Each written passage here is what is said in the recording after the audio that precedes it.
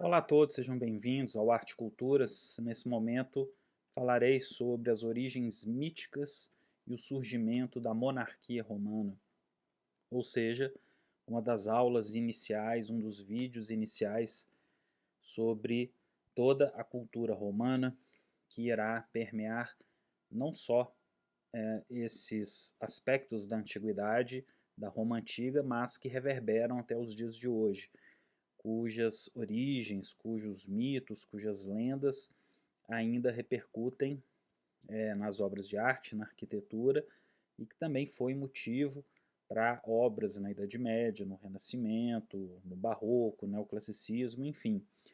Veremos como que as origens míticas de Roma estão presentes no nosso cotidiano.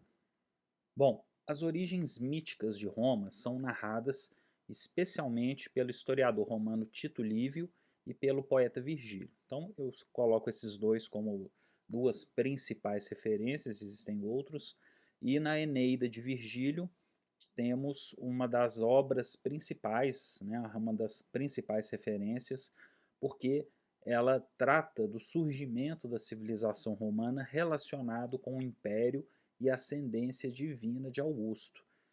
A Eneida de Virgílio também é uma obra de propaganda, especialmente uma obra de propaganda para durante a ascensão de Augusto como o primeiro imperador de Roma, traçando uma genealogia, né? Quer dizer, justifica sua divindade, né, do imperador Augusto, do primeiro imperador, e sua vocação para o poder e para a conquista, ligando a cidade de Roma à mítica e sagrada Troia. Então, Eneida, ela é baseada na Ilíada e na Odisseia de Homero e faz uma relação direta, né, trabalhando com a ideia dos mitos da Roma antiga, de que os romanos, né, especialmente Rômulo e Remo, são descendentes de Enéas, que foi um dos bravos heróis da Guerra de Troia. Ou seja, Roma estaria ligada a um passado guerreiro, a um passado mítico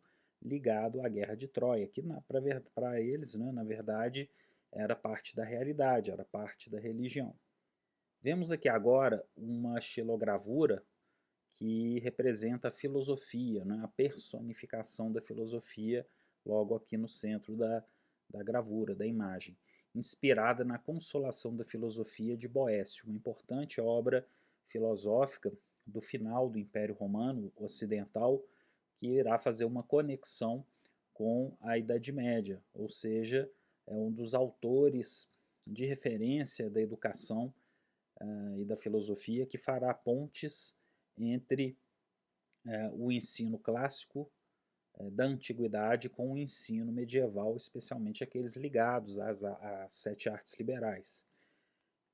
Temos aqui quatro homens sábios famosos: Platão, Ptolomeu, Cícero ou Virgílio, Albertus Magnus, né, que representam filósofos gregos, sacerdotes egípcios, poetas e oradores romanos, sábios alemães.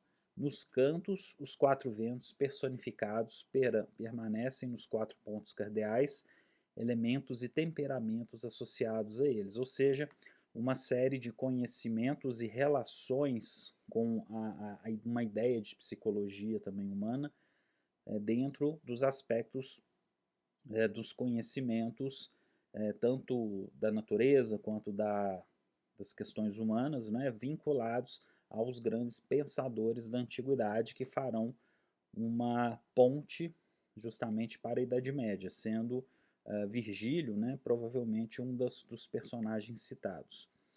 Sendo assim, a Eneida é uma influência em toda a tradição cultural do Ocidente e modelos de composição até o despertar do período romântico do final do século XVIII. A Eneida ela é uma referência literária, assim como a Ilíada e a Odisseia são obras inaugurais da literatura ocidental, a Eneida também se torna um modelo, né, um modelo literário para escritores que virão nos séculos seguintes. E Virgílio nasceu em 70 a.C., foi educado em Cremona, foi instruído em filosofia e retórica em Roma, com o apoio de importantes amigos, como Mecenas. Mecenas, o próprio nome, né, faz referência àquela pessoa que patrocina artistas, arquitetos, poetas, né? Então, quer dizer, Mecenas foi uma pessoa real, ele existiu, ele foi muito próximo do imperador Augusto e Mecenas, inclusive, patrocinou várias obras de arte ligadas ao teatro, à poesia, né? Principalmente. Então, por isso que esse termo mecenato ele se consolida como aquela pessoa ou uma instituição, um governo que patrocina as artes. Então Virgílio ele tornou-se um tipo de poeta oficial do império. Obras a serviço do Estado, poemas com peças de propaganda da nova era imperial de Augusto. Então, o Virgílio e a Eneida exaltam uma nova era. Né? Existem também as bucólicas, né? Quer dizer, são obras que exaltam as qualidades dos romanos e o seu predestinamento para governar o mundo, né? Para expandir, para se tornar um império. Então, Virgílio, através da poesia, faz essas conexões com histórias que envolvem, né, a religião, né, o que hoje nós chamamos de mitologia, assim como fatos que aconteceram para exaltar principalmente a figura desse novo imperador, né, porque os romanos sempre tiveram aversão a reis. Né, quando os reis de Roma entraram em decadência, os romanos juraram que nunca mais teriam novos reis. E quando vem um novo imperador, né, quer dizer, essa figura do imperador precisa ser também tratada.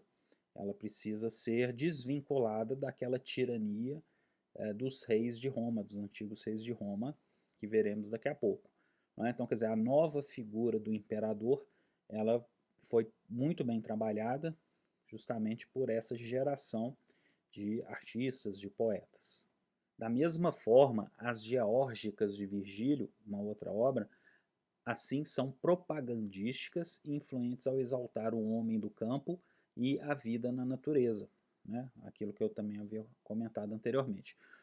Dentro do contexto dos conturbados períodos após a Guerra Civil de Augusto e Marco Antônio, né? O episódio que Cleópatra, né, é derrotada junto com Marco Antônio e inicia um processo chamado Pax Romana, né? Onde Augusto se tornará, claro, a primeira pessoa, né, o grande príncipe, né, aquele que irá se tornar de fato o primeiro imperador. Ocorre também o projeto de ruralização empreendido pelo novo imperador romano, né, novas distribuições de terra, uma nova ordem se segue dentro de uma estrutura onde o exército romano adquire uma proeminência muito grande. E tudo isso leva a uma Pax Romana, né? Justamente a paz romana, que é o período quando cessam essas guerras civis, né? Elas vão se acalmando, o poder se concentra na mão da figura do Augusto, né? Que é o pontífice máximo, né? Vai acumulando títulos, né? Isso eu narro em outro episódio, em outros momentos, né? Toda a questão do primeiro triunvirato, depois do segundo triunvirato até o sucesso de Augusto. Então, a Pax Romana ela é, de certa forma, um grande período de estabilidade e prosperidade, marcado também por grandes construções, grandes obras civis, especialmente na cidade de Roma. E vemos, dentro desse momento do Ara Pacis, uma obra de arte, de arquitetura, extremamente importante. Tem um museu dedicado a ela, né, que é o Museu Arapaces, né? Arapaces é justamente aqui o altar da paz e o museu feito pelo famoso arquiteto, né, o Richard Meyer. Né? Então ele foi construído aí em janeiro, né, de 9 a.C. E dedicado à deusa Pax. Né? Sobre o Arapaces eu vou mostrar com mais detalhes os seus elementos, né? Mas é importante lembrar que esse monumento ele era todo policromado, ele era colorido. Temos referências à corte de Augusto com pessoas que realmente existiram ali nos seus frisos. Temos a figura da terra, mãe, né, quer dizer, da fertilidade, enfim, é um monumento muito interessante que veremos com mais calma depois. Então o Arapaces foi, claro, né, construído aí para celebrar o período da Pax Romana, foi colocado numa zona do Campo Marzio, né, o Campo de Marte, consagrada à celebração das vitórias, local emblemático por estar a 1 milha dos limites sagrados da cidade de Roma. É mais ou menos perto ali do Panteão, né? O Campo de Marte é aquela região do Panteão de Roma, da Piazza Navona, né? E ele está hoje pertinho ali do Rio Tibre, né? Colado ali no Rio Tibre. Ele foi transferido de local. Os cônsules, de retorno de uma expedição militar, perdiam os poderes relativos, o Imperium Militae, e assumiam os poderes civis, o Imperium Dome, né? Quer dizer, os exércitos não podiam entrar, marchar dentro de Roma nesse período, né? Então, era um local também simbólico para marcar esses eventos. E a Idade Média, né? Algumas curiosidades, né? Pouco conheceu, né, de Homero. O Homero começa a se tornar proeminente, volta a se destacar dentro da literatura, especialmente do Renascimento em diante, mas se conheceu Homero, claro. Os medievais se colocaram com mais simpatia ao lado dos troianos. Dante, né, o Dante Alighieri, escolhe o Virgílio como seu guia pelo inferno da Divina Comédia. Né? Quer dizer, a Eneida de Virgílio tinha uma proeminência muito grande em comparação com a Ilíada e com a Odisseia. Né? Hoje valorizamos, há uma tendência maior em se valorizar mais a Ilíada e a Odisseia e considerar a Eneida como uma obra também grande, né, mas inspirada na Ilíada e na Odisseia. Mas o período medieval não, principalmente os eruditos italianos, eles olhavam para Virgílio como um modelo realmente importante. A Guerra de Troia é o modelo de todas as guerras, e as guerras italianas simbolizam todas as guerras civis da cultura ocidental. Então, quer dizer, são arquétipos, né? A Guerra de Troia, a Odisseia, o retorno de Odisseu para casa, depois os desenvolvimentos que acontecem na Eneida, né? Toda a história da formação do povo romano vão se tornar arquétipos e modelos para todas as batalhas, né? Para todos os conflitos entre os homens, de certa forma. E a Eneida de Virgílio, que narra, né, toda essa origem dos romanos, ela influencia Camões, Tasso, Milton, e também está na bandeira da Inconfidência Mineira, não é? O famoso a bandeira de Minas Gerais, né, com a seguinte frase, né, libertas qua será também, né, no Hemistíquio 27 da Écogla I, né, então fica também essa curiosidade. Bom, aqui vemos a escultura conhecidíssima, né, famosa de Bernini, grande mestre do barroco, Enéas fugindo de Troia, salvando seu pai Anquise e seu filho Ascânio, um belíssimo mármore que está na Galeria Borghese. Né, comento mais sobre ele também nas aulas de Roma, né, e no contexto do barroco. Então temos aqui a figura de Enéas, né, com seu pai Anquise, né, e depois veremos o filho Ascânio, né, no próximo slide. Sendo assim, Enéas, o herói troiano, genro do rei Príamo de Troia, filho de Anquises com a deusa Vênus, fugiu para a Península Itálica, levando seu pai e seu filho Ascânio, ainda pequeno, e um grupo de cidadãos troianos. Então, Enéas é filho de Vênus. E nós veremos que a descendência, até chegar em Augusto, passando por Rômulo e Remo, até chegar em Júlio César, em Augusto, eles vão reivindicar essa ascendência da deusa. E o Enéas, quando ele foge, né, quando ele abandona Troia, não tinha mais como salvá-la, né, o Enéas ele percorre caminhos, né, sinuosos muito parecidos, né, inspirados ali na Eneida de Virgílio, com a Odisseia de Homero, né, aqueles caminhos que o Odisseu, o Ulisses, irá percorrer pelos mares, né, perdido ali pelos mares, passando por diversos desafios. Né? E ele é recebido já na Itália pelo rei latino, descendente do deus Saturno, e se casa com Lavínia, sua filha. Então nós já temos mais deuses que vão participar dessa árvore genealógica. ele funda a cidade de Lavínio e chama seu povo de latinos. Ascânio funda sua própria cidade, Alba Longa. Né? Então temos uma origem mítica dos povos latinos, né? Da qual somos herdeiros linguisticamente, e a cidade de Alba Longa é uma das cidades importantes nas origens míticas. Né? Roma irá vencer essa cidade no futuro. Aqui são mais detalhes da escultura de Bernini. Né? Vemos aqui o Ascânio agora, né? Um detalhe do seu filho Ascânio, né? E mais detalhes dessa belíssima, né, escultura barroca do Bernini. Né? Qual que é uma das características do barroco? É justamente essa ideia de movimento. Né? Nós temos uma escultura que ela não é de forma alguma estática, né? Ela tem todo um giro, toda uma torção característica do barroco, e veremos mais adiante. E a própria Galeria Borghese em si já é certamente um espetáculo, né? Uma referência para se conhecer. Essa fotografia é a Loba Capitolina, que está nos museus capitolinos, certamente um dos museus mais importantes do mundo, o museu mais antigo em funcionamento, assim chamado de museu, né?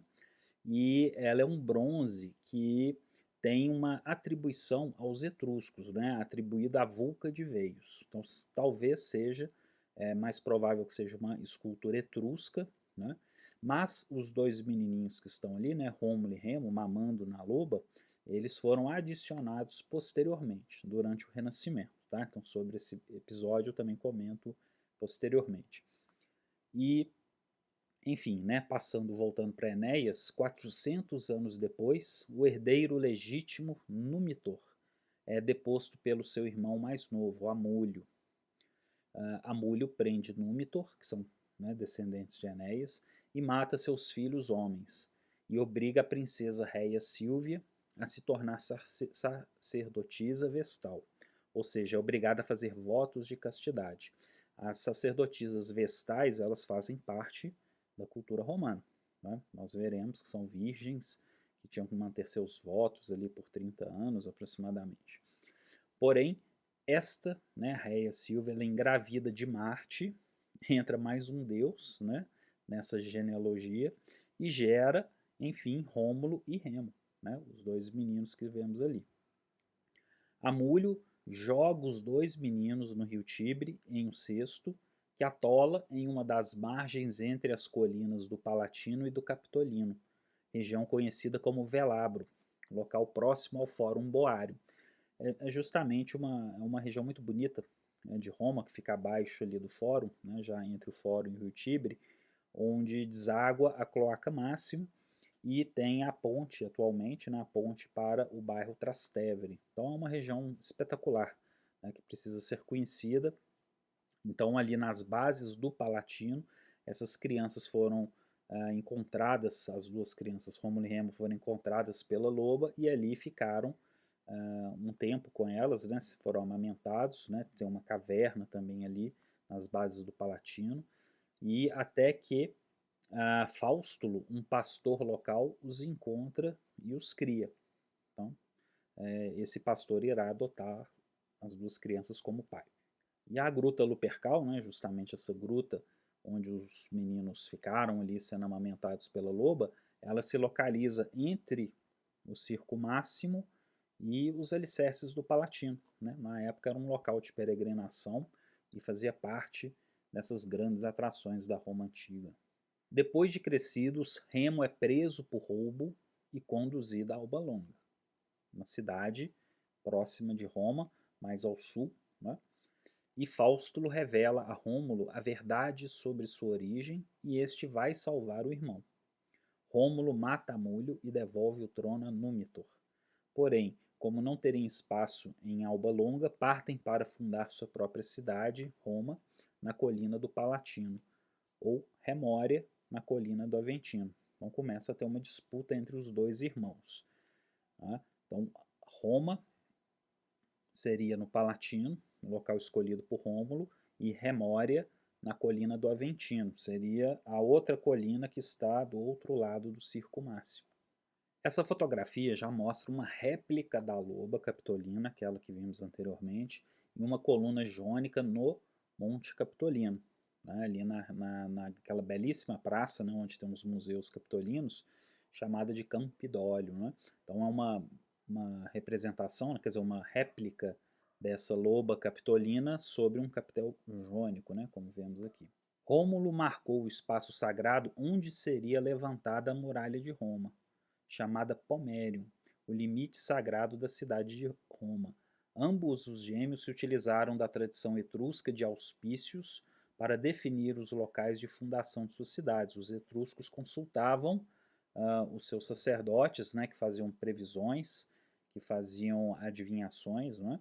Então esses auspícios para saber, né, se os deuses estavam de acordo, né, ou davam as coordenadas necessárias para se fundar uma nova cidade. Em uma disputa, Remo invade o Pomerium, levando Rômulo a matá-lo e todos aqueles que ousassem ultrapassar as fronteiras sagradas de Roma. Então vamos ver no mapa onde está a cidade de Roma, no seu início, no Palatino, e onde seria essa cidade de Remo, né, Remória, se assim ela tivesse existido. Então temos aqui o Monte Palatino, marcado por essa cor verde, né? Ele tem um aspecto, uma forma um pouco quadrada, né? E abaixo, né, aqui temos o Circo Máximo, e o Aventino está logo ao sul do Palatino. Quer dizer, então entre o Palatino e o Aventino temos o Circo Máximo. O Fórum Boarium se localiza justamente nessa região onde eu aponto, né, onde tem a ponte ali para o Trastevere, então aqui marcando o início de Roma. Então Roma surge no Monte Palatino. Ali se dá o surgimento da cidade e que posteriormente, né, será as grandes residências dos imperadores romanos, né? Os imperadores irão comprar toda essa extensão do Palatino e formarão seus complexos de palácios, né? Tanto que o nome palácio, ele vem daqui do Palatino. E depois Roma vai se expandindo para as outras colinas, né? Como o Monte Célio, que está aqui, né, o Monte Esquilino. Entre o Palatino e o Esquilino temos o Coliseu, temos o Quirinal, o Viminal, né? Enfim, as colinas de Roma também veremos essa geografia mais adiante. O Campo Marte, da qual eu havia falado, o Campo de Marte, ele fica justamente fora, né? Quer dizer, o Campus Martius, né? Como que está descrito, ele fica nessa região fora das primeiras muralhas de Roma, né? As muralhas servianas, e depois essas muralhas serão expandidas para as muralhas aurelianas, né? Também vamos conhecer isso no momento posterior. Já o Monte Sagrado, né, dos romanos, que é justamente onde está a Loba Capitolina, os museus capitolinos, a famosa Praça do Campidólio, é justamente essa parte apontada aqui em amarelo, né, o Monte Capitolino, onde ficava o mais importante templo da cidade, né, o templo de Júpiter Optimus Maximus, construído na época dos primeiros reis de Roma. Sobre a questão de se entender essa geografia da Roma Antiga, essas 7 colinas, ela é importantíssima justamente para se localizar na cidade, para entender como que a cidade se formou, né, por onde esses monumentos se espalham, porque é através dessa geografia que iremos entender melhor como que a própria cidade se desenvolveu e a referência que essa geografia tem nas obras posteriores, nas obras de arte, nas obras de arquitetura, na literatura, na cultura em geral. Então é muito comum vermos as citações a essas 7 colinas de Roma, as primeiras 7 colinas. Então não é apenas, não considera apenas uma curiosidade para quem está começando a estudar Roma Antiga, não. É importante entender bem essa geografia antiga, né, para melhor situar os edifícios e a repercussão deles através da história. Sendo assim, a fundação mítica de Roma é estabelecida em 753 a.C. Então, Em 753 a.C. é o ano 1 dos romanos. É a data que Rômulo funda a cidade de Roma. Então, e ele reina, né, como primeiro rei até 715 a.C. Durante o seu reinado, foi formado o Senado com 100 pátres, que darão origem às classes dominantes dos patrícios. O povo, em geral, né, foi chamado de plebe. É a principal divisão social dos romanos, os patrícios e os plebeus. Quando Roma se estabelece, vão ocorrer outros episódios importantíssimos que serão incansavelmente retratados em obras de artes posteriores, como por exemplo o Rapto das Sabinas. Aqui vemos uma pintura lá dos Museus Capitolinos, uma fotografia que eu tirei, claro, que pode ser vista com uma melhor resolução, né, na internet, né? Mas eu fiz questão de colocar uma foto minha, né, mais para me, inclusive, lembrar, né, desses episódios, né, dessas visitas. E o Pietro da Cortona, em 1627 e 29, continua, né, durante o período barroco, sempre rememorando os grandes feitos da civilização ocidental, seja os mitos, sejam as histórias, né, a história, de forma a comprovar, né, como que esses mitos, essas tradições, elas vão reverberando durante os séculos, né, no Renascimento, no Barroco, no Neoclassicismo, até os dias de hoje. E do que se trata o rapto das Sabinas? Os romanos são levados a raptar as mulheres sabinas do reino vizinho para que gerassem os primeiros descendentes. Tinha uma falta de mulheres na cidade, né? Rômulo, segundo Tito Livio, permitiu às mulheres liberdade de escolha, dignidade e propriedades, sem nenhum tipo de abuso sexual. Né? Para nós, hoje, isso é bastante bizarro, né?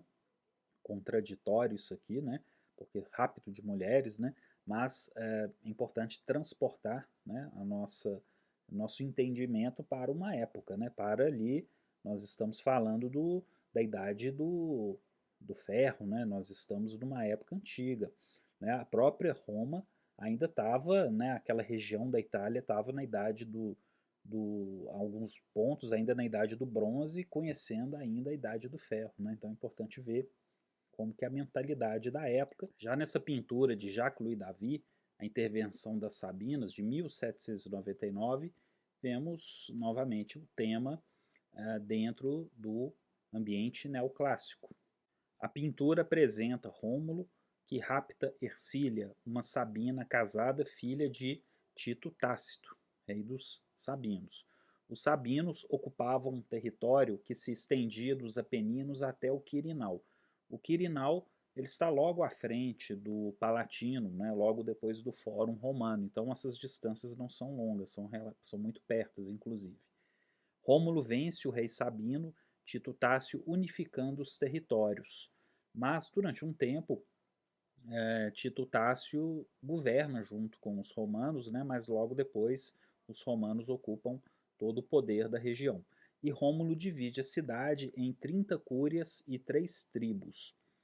E sobre a pintura de Jacques-Louis David, né, uma das grandes obras-primas do movimento neoclássico francês, é uma referência de Davi à Revolução Francesa, onde o próprio Jacques-Louis David foi membro, né, do Partido Jacobino, foi deputado, né, e também tem a sua participação em eventos mais sombrios, né, principalmente ali no período do terror.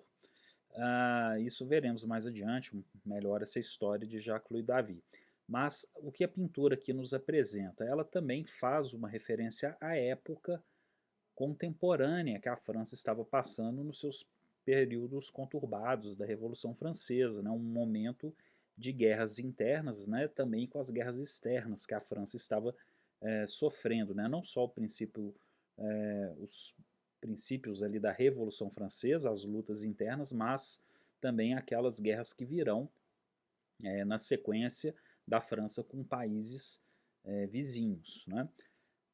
E Hercília pode ser vista aqui ao centro, né, correndo entre o seu marido Rômulo e seu pai Tito Tácio, né, colocando os seus bebês entre eles, né? Então podemos ver aqui Hercília, né, bem aqui ao centro, separando justamente o Rômulo, né? O Rômulo está aqui descrito pela loba, então a loba capitolina está justamente aqui, então podemos identificar o próprio Rômulo e Tito Tácio. Ao fundo nós vemos uma referência ao Monte Capitolino, mas que também é uma referência à Bastilha, né? Porque a Bastilha vai ser um símbolo da Revolução Francesa, da queda da monarquia. Então a Bastilha está aqui representada como uma fortificação do Monte Capitolino. Né? Acima vemos o templo de Júpiter Optimus Maximus e a rocha Tarpeia. Né? O que é a rocha Tarpeia? Era uma rocha de onde se atiravam traidores. Na Roma Antiga, né, uma punição romana por traição. Né? E de onde vem isso, né, essa representação, essa punição, né, que o Jacques-Louis David ele representa aqui na pintura?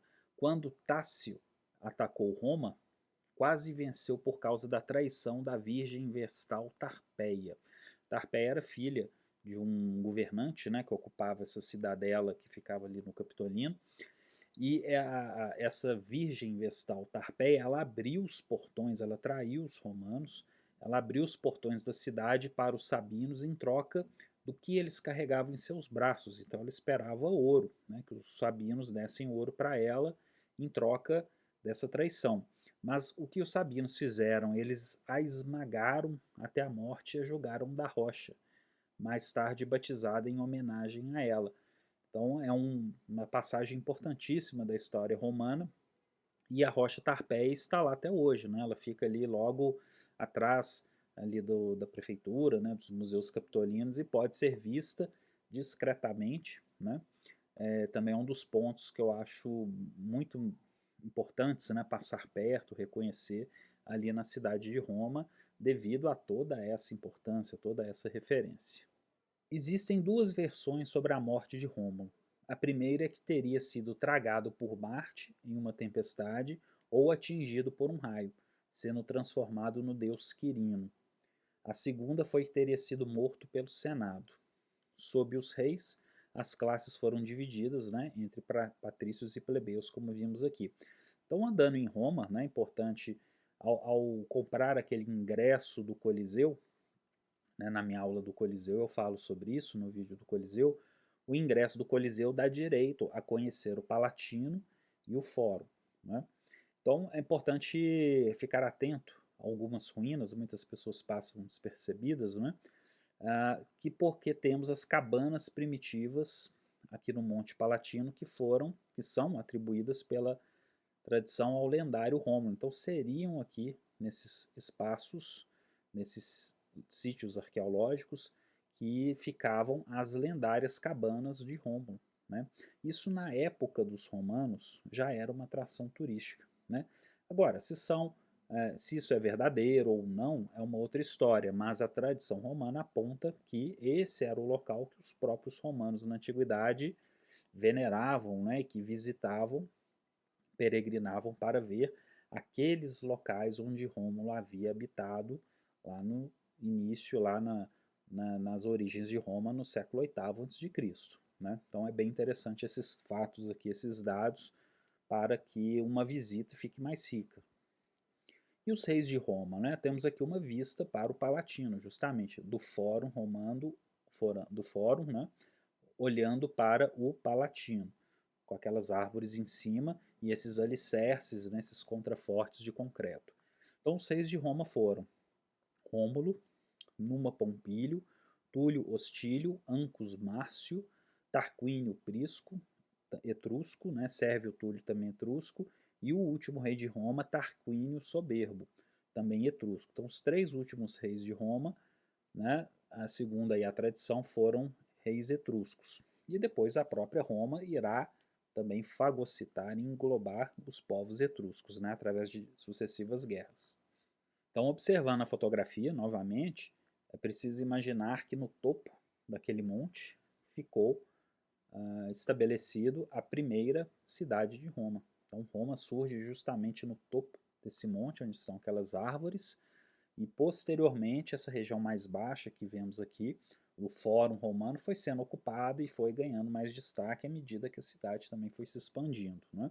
E na época dos imperadores, toda aquela parte de cima, né, ocupada atualmente pelas árvores ali, né, que são sítios arqueológicos, se tornou todo um complexo dos imperadores. E sobre os reis de Roma, também é importante lembrar que foram grandes reis construtores, especialmente numa Pompílio, Túlio Hostílio, o Ancus Márcio, o Tarquínio Prisco, né? Enfim, foram reis que já deixaram estabelecidas algumas estruturas conhecidas na cidade, como a Cloaca Máxima, o Circo Máximo, as fundações do Fórum Romano, né? Enfim, quando a cidade realmente começa a tomar a sua identidade, né, como edifícios que se tornarão póstumos e importantes para toda a história da arte e da arquitetura do futuro. Pois bem, outro evento importante dentro das origens míticas de Roma trata dos Horácios e Curiácios, eternizado pela pintura de Jacques-Louis David, uma pintura neoclássica de 1784.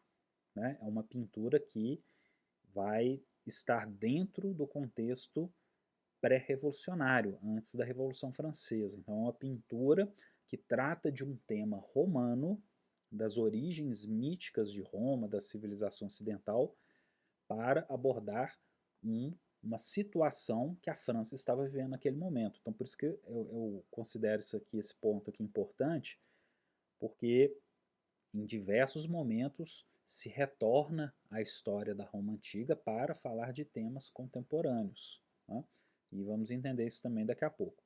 Os Horácios e os Curiaços trata da conquista e derrota de Alba Longa pelos romanos durante o reinado de Túlio Hostílio. O pretexto da guerra foi o roubo de gado romano por parte do povo albano. Né?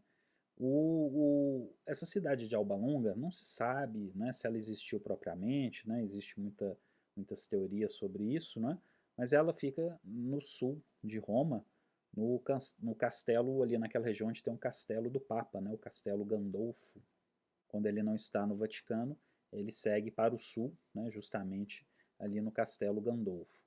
Mércio Fulfécio, líder de Alba Longa, propôs uma saída pacífica para que ambas as cidades não saíssem enfraquecidas e animassem os demais rivais vizinhos, os etruscos, né? Porque uma guerra entre Roma e Alba Longa iria, claro, provocar muitas mortes.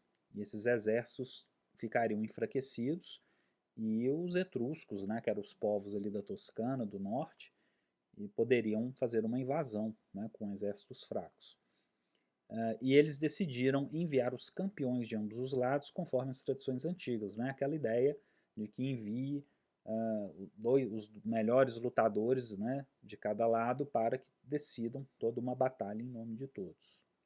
E foram escolhidos os irmãos trigêmeos de ambos os lados, os Horácios de Roma e os Curiácios de Alba Longa. 2 Horácios pereceram e o terceiro conseguiu fugir.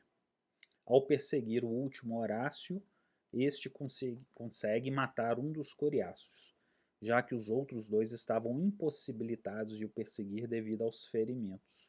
O Horácio retorna e termina com a vida dos coriáceos. Uma irmã Horácia foi prometida em casamento a um dos coriáceos, e ao vê-la em prantos, o guerreiro Horácio mata sua própria irmã, cego de ódio. De herói passa a criminoso, sendo condenado à morte por açoitamento. Por fim, esse consegue o perdão do povo e sobrevive. Alba Longa é destruída e seu povo é exilado. Então, é uma pintura que trata de sofrimento. Né? É um sofrimento de uma família, né, de duas famílias que entram em conflito, mas existe um interesse maior que é o interesse da pátria, né, no caso de Roma. A salvação de Roma depende desse sacrifício que esses homens fizeram, né, com suas famílias para o bem comum. Então é disso que se trata a pintura do Juramento dos Horácios, de Jacques-Louis David, ou seja, o pintor, né, Jacques-Louis David, que foi um militante, né, um deputado jacobino, né, que teve também uma passagem muito bizarra, né, muito controvertida aí pela Revolução Francesa, né, muito criticado e também responsável por processos de condenação à morte, né, durante a Revolução Francesa. O Jacques-Louis David ele faz uma espécie de chamamento às armas do povo francês num período que antecede a Revolução, né, de 1789. Então, em 1784, é como se fosse um prenúncio daquilo que viria, né? Então, venham, né, convidando os cidadãos às armas, chamando os cidadãos às armas, é uma pintura extremamente espartana, né, máscula, onde o sofrimento toma conta, né? A viuvez, a orfandade está ali presente, né? Mas que, no final, a pátria será salva, né? Então esse é o recado dado nessa pintura, né? Também veremos com mais calma, né, nas aulas de neoclassicismo. Bom, então eu fico por aqui e espero que tenham gostado e entendido um pouco essas relações da mítica origem romana, seus primeiros reis, do qual falarei mais adiante, das suas principais obras, e até a próxima, até o próximo vídeo.